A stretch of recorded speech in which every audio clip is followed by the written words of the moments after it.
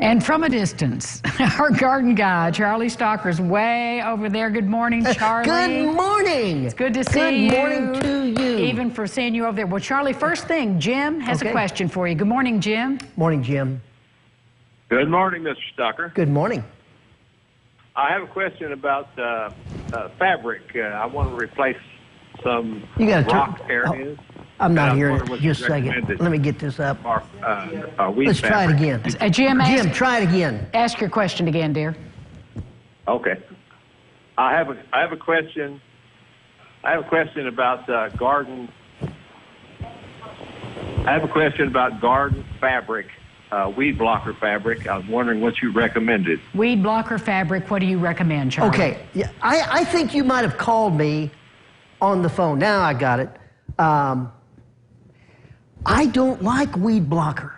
I don't like the DeWitt Weed Check. I don't like any of those percentages that actually are a fabric that you put down on the ground that reduces anything you put above that in terms of organic mulch, in terms of leaves, in terms of compost that can break down and become a part of the soil.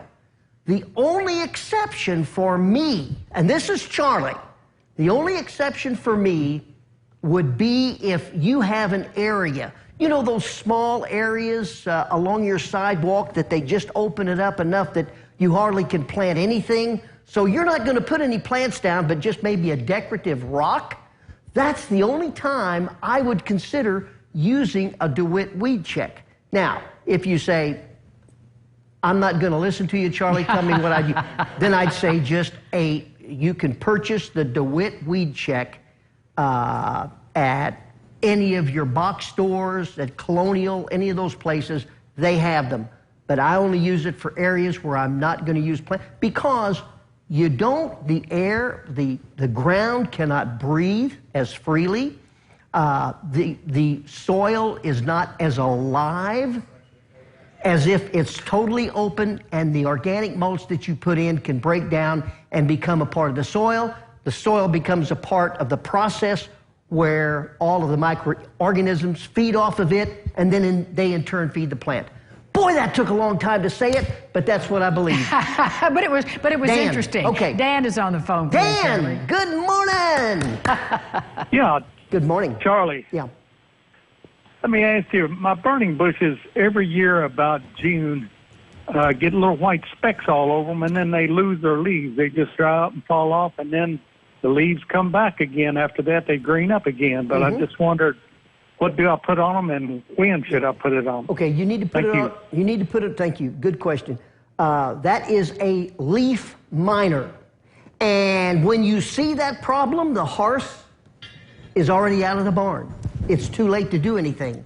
Generally, you want to put malathion, M-A-L-A-T-H-I-O-N, you want to spray it on the burning bush in June, early June to, I'm going to say middle of May to early June. That's your window to spray the malathion. Then you won't have the leaf miner later on in the season. And they seem to be getting more and more of that problem. But here's really the situation, Dan. I'm just full of negatives today, and I apologize for it. But burning bushes, you've got them in your landscape. I understand that. But they are not considered native plants any longer. They are considered an invasive plant. So if you have a choice, use something else besides use a button bush, or use a crepe myrtle, or use a butterfly bush, something else. There's so many other choices, but the burning bush is so successful at propagating itself that it squeezes everything else out in the native woodland. Boy, they're pushing me on. Kathy. Kathy's on the phone for you. Morning, Kathy.